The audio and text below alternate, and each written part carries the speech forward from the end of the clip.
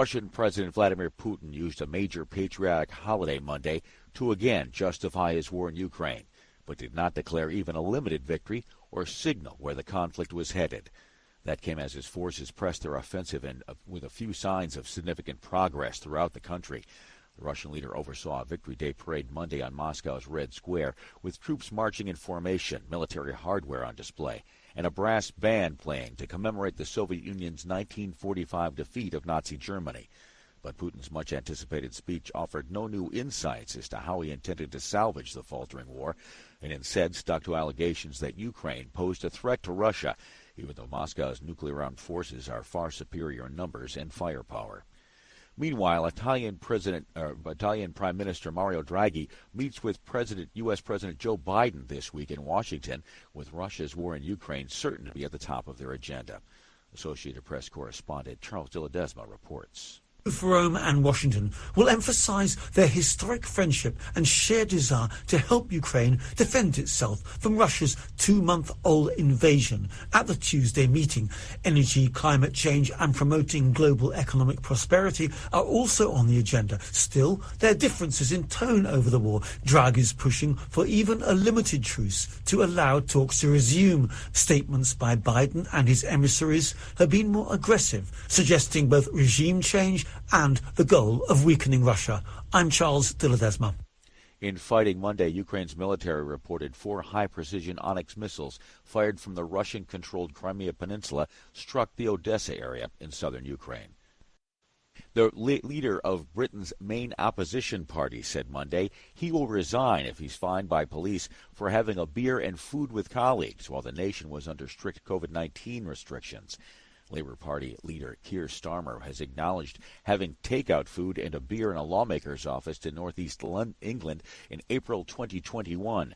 Starmer insists the meal, which took place during campaigning for a special election, was part of a workday and broke no rules. After days of reporting on the story by conservative supporting newspapers in Britain, the local police force had said it will investigate. Starmer said Monday he was absolutely clear that no laws were broken, but said if police decide to penalize him, he will do the right thing and step down. Conservatives accused Starmer of hypocrisy after he called on Prime Minister Boris Johnson to resign after it was revealed he attended parties and government offices during the 2020 COVID-19 lockdown. An opera student from Ukraine, stranded in the United States, is using music to help her country. The Associated Press's Ed Donahue reports. Anya Nakonechna has lived off and on in Ukraine, most recently as an opera student at the Lviv National Music Academy. She was at home in a Milwaukee suburb during winter break when the war in Ukraine broke out. We're thousands of miles away and we feel every single bomb landing.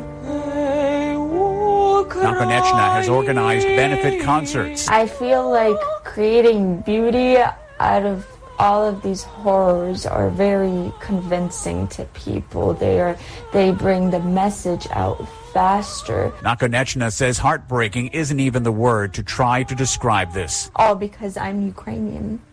Because we're at this point. That is what this federation is trying to do. It's trying to wipe us out. Nakonechna's grandparents, aunts and uncles and cousins are still in Ukraine. I'm Ed Donahue.